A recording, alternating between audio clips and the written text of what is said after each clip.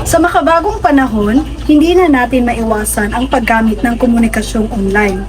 Araw-araw, ginagamit natin ito sa pag-aaral, pakikipag-usap, pagbabahagi ng opinyon at pati na rin sa trabaho. Ngunit ang tanong, ginagamit ba natin ito ng tama at responsable?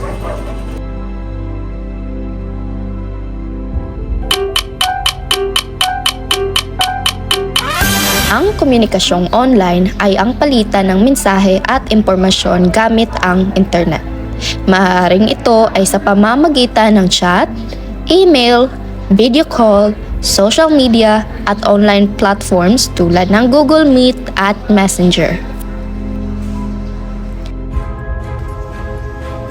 Malaking tulong ang komunikasyong online dahil mabilis ang pakikipag-ugnayan sa mga guro at mga kaklase.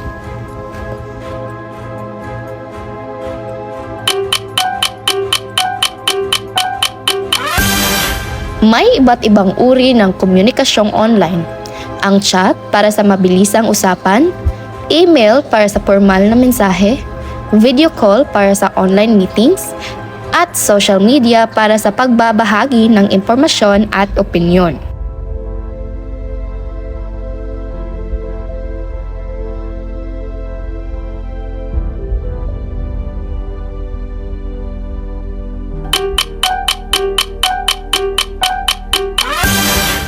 Sa kabila ng mga benepisyo, may mga maling gawain din sa komunikasyong online. Kabilang dito ang cyberbullying, pagkalat ng maling impormasyon at hindi maingat na pagpo-post ng masasakit na salita.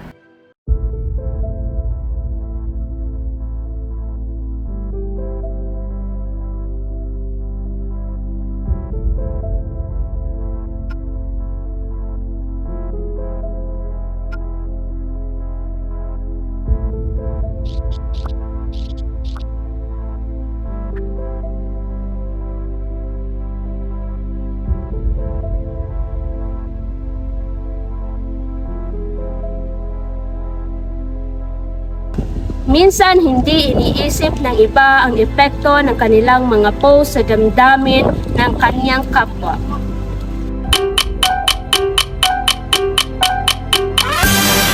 Ang wastong paggamit ng komunikasyong online ay nangangahulugang pagiging magalang, tapat, at responsable.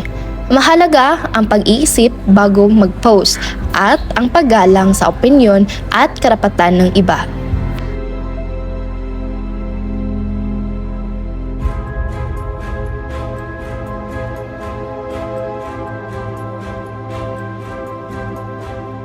Dapat isipin natin na may totoong tao sa likod ng bawat screen.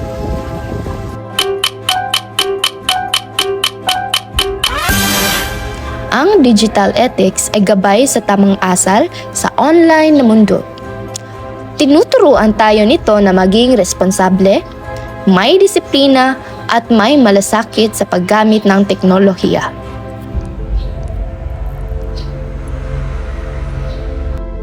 Kapag responsable ang mga mag-aaral sa online communication, mas nagiging ligtas at makabuluhan ang digital na espasyo.